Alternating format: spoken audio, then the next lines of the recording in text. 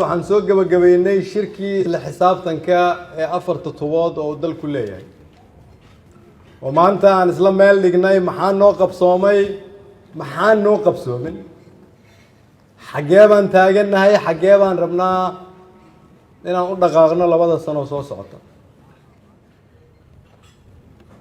sababta aan marka tubo u leenahay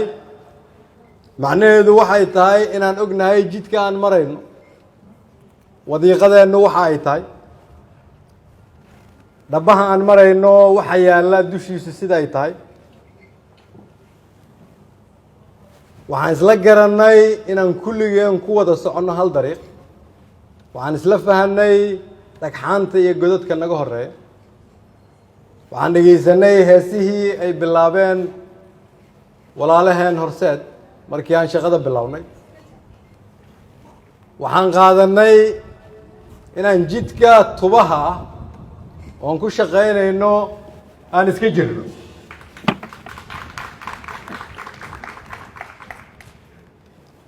waxaan maanta isla meel dhignay inaan leenahay qorshe ama hab aan u jeexnay inaan ku fulino howlo aan ujeeddadeeda ka midaysannahay waxaan isla garanay kulligeen inaan ka dhabaynayno himilooyinkii lagu doortay madaxweynaha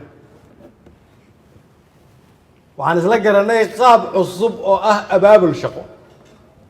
abaabulkaas shaqo waxa uu yahay marka ay dowladdeenu leedahay tubta dhaqaalaha iyo tubta arrimaha bulshada iyo tubta siyaasadda loo dhan yahay iyo tubta amniga iyo cadaaladda oo usbuuc walba ay isugu yimaadaan wasaarad walba iyo hay-ad walba oo dalkan ka shaqaysa mid waliba uu fadhiyo usbuucaas shirka inta aanu imaan shirka golaha wasiirada mid waliba ay leedahay halbeegaasna ay ka ratibmaan shaqooyinkaasna ay daba galaan wasaaradaha iyo wiilashii iyo gabdhihii halkan soo istaagay la og yahay qof waliba waxa laga rabo markay soo dhammaato wakhtiga naloo igmaday waxay markhaati ka tahay inuu dalku galay dhaqan cusub oo shaqo dhaqankaas cusub oo shaqo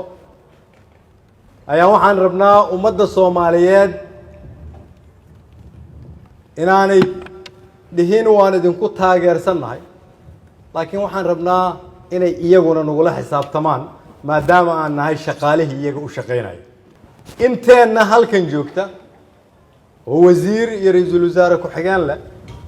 oo ra-iisul wasaare iyo madaxweyne leh waxaana ka rabaa ugu yaraan inaan aqbalno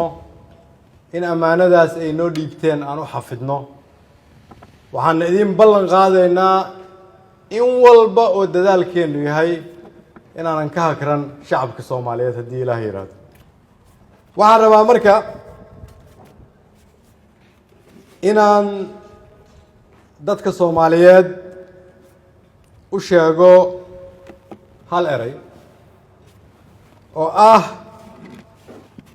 Allah u naxariistee mid ka mid ah wariyaashii dalkan soo maray kii ugu fiicnaa kuwii ahaa mid ah cawil ilaahay naxariistii jannaha ka waraabiyo eheladii uu ka geeriyoodana samir iyo iimaan Allah ka siiyo oo runtii ka shaqaynayay sidii dib loogu yegleeli lahaa qarannimo Soomaaliyeed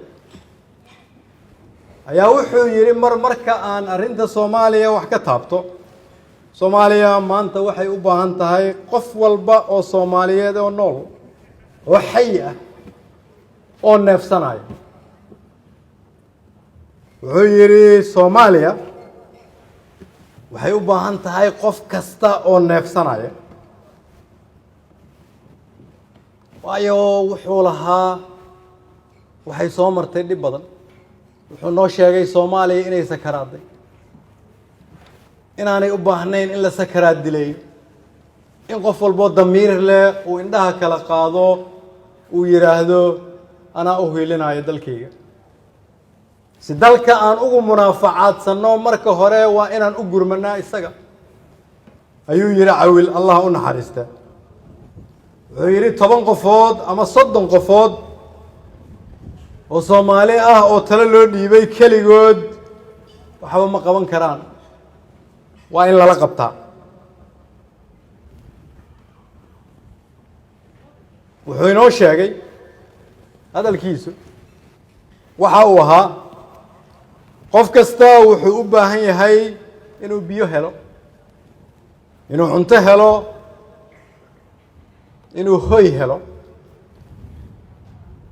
inuu wuxuu huwado dhara helo inuu amni helo inuu dawo helo sida aad intaas ugu baahan tahay haddii aad dareensan tahay waxay ka dhigneed tilmaanta cawil allah u naxariistee lama heli kara intaa haddii aanad dowlad helin anigoo ku hadlaaya magacayga iyo magaca golaha wasiirada madaxweynaha iyo dhammaan xildhibaanada halkan fadhiya waxaan tacsi u diraynaa eheladii iyo qaraabadii uu ka geeriyooday galabta allah u naxariistee xildhibaan axmed mayow cabdulle waxaan leenahay ilaahay jannadii ha ka waraabiyo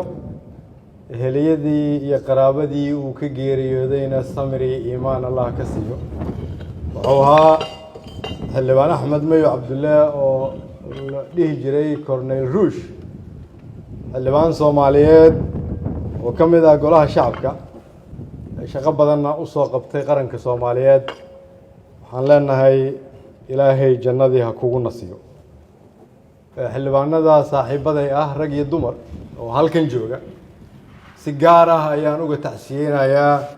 saaxiibkoodii walaalkoodii la shaqaynayay